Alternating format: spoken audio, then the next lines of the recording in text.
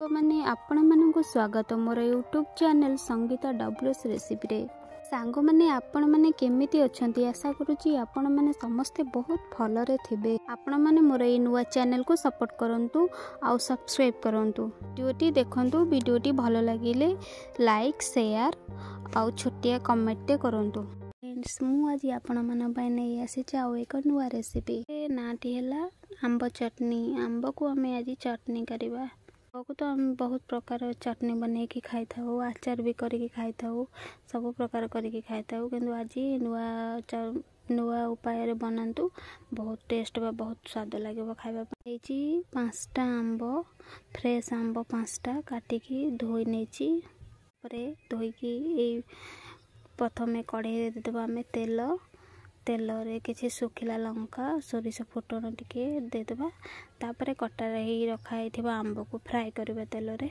समय फ्राई होला परे एथरे दे देबा टिके आधा चम्मच लूण, तारपरे दे देबा भूसरंग पत्र देले एटा बहुत स्वाद लागे, तार टेस्ट बहुत लागे, अलगा टेस्ट गोटा से। तापरे हमें एथरे ऐड करबा चीनी मु नै 200 ग्राम। तो आपण मैंने जदि बेसी खट्टा खाइबा पाए भल पाती तो कम चीनी देबे, बेसी खट्टा को मीठा मीठा करी खाइबा पाए जदि भल पाती चटनी टाकू तो आपण को हिसाब रे आपण परिमाणटा कम बेसी कर पारिबे। मु तो बेसी खट्टा खाइबा पाए भल पाएनी, सेति पई मु नै 200 ग्राम चीनी। छोट 5टा आंब नैथिली, सेति पई नै 200 ग्राम चीनी। चलंतु चीनी दे देबा। चीनी दे देला परे हमें सही आंब को सही चटनी टाकू एपट सेपट करबा, सही थिरे सिझी जीव आंबटा भल से। तो एबे केते सुंदर सिझी जाईची आंब, हमर चटनी रेडी हे जाईची। एथिरे दे देबा किछि लंका और जीरा को भाजी के गुंड टिके दे देबा आरो ऊपरे। मु तो एथिरे जीरा और लंकार गुंड ऐड करिनी, जेहेतु नथिला मो पाखरे मु सेमिति ही रखी देइची, लेट हे जाइथिला।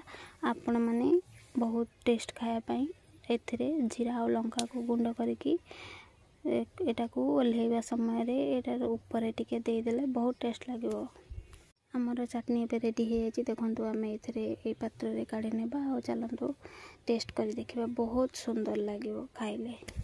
आपण माने भी ए उपाय रे आंब चटनी बने के खांतु। देखंतु केते सुंदर और स्वादिष्ट लागुची। आ वीडियोटी भलो लागिले प्लीज लाइक शेयर और छोटिया कमेंट करंतु। माने चैनल रे नुआ अछंती से माने बेल आइकन टिको दबाई दियंतु और सब्सक्राइब करंतु।